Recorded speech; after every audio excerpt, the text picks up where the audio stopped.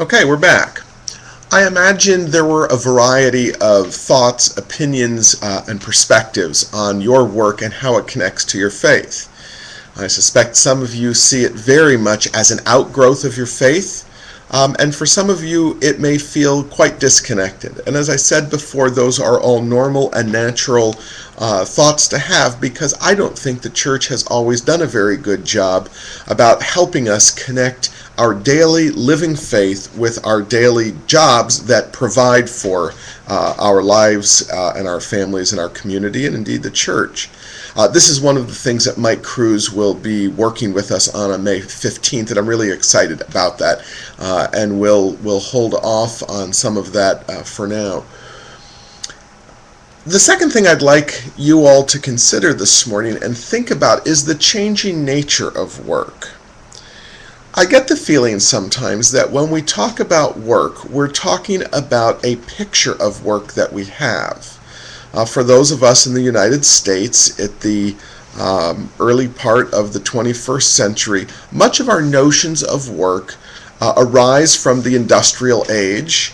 And for those of us at Trinity, or many of us anyway, they are work or jobs that are dependent on a college education, not always, but frequently, that exist in a certain part of the world with a certain amount of intensity, a certain pattern of going to work and coming home.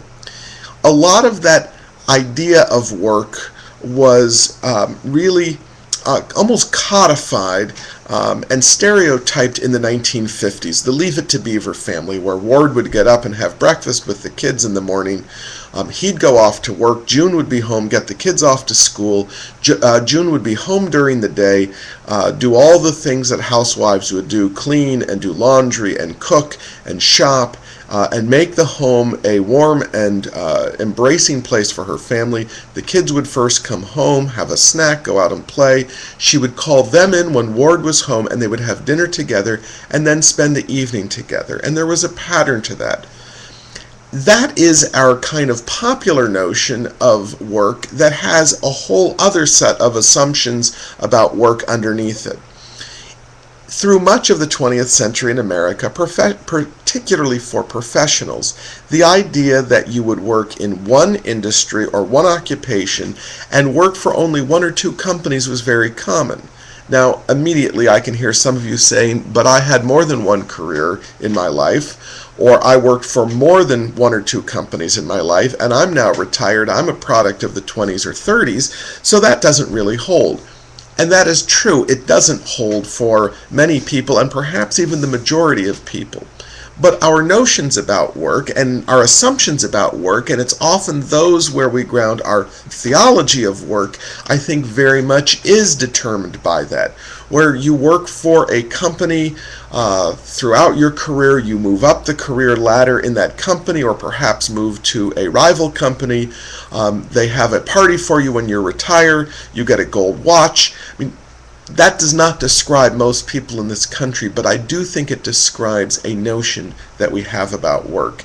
And I think it's helpful for us to admit up front that we often have ideas about work that are not necessarily based in most people's reality, but that are operative for us.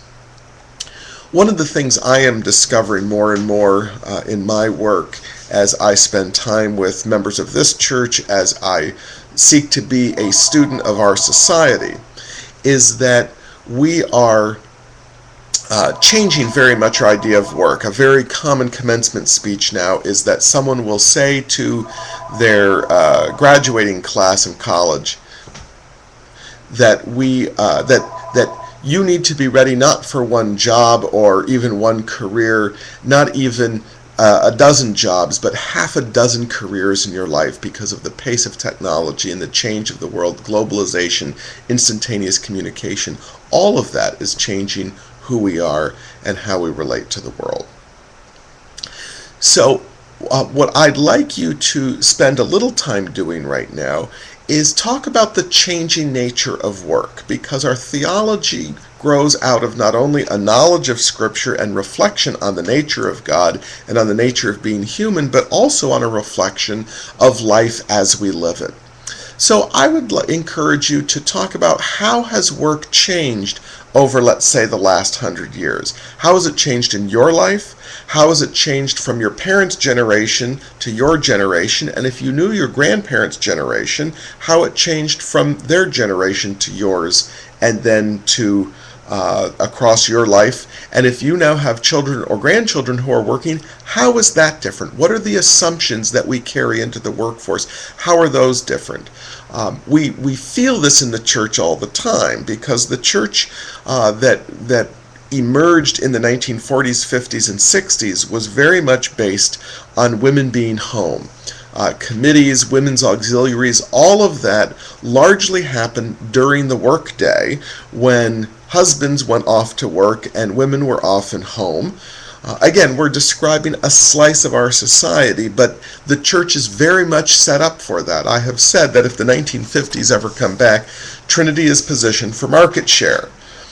We still run a committee system that assumes people are pretty readily available whenever. And my experience as a pastor is the hardest thing we have to do is find a common meeting time. And we may find one this month, but next month it's different.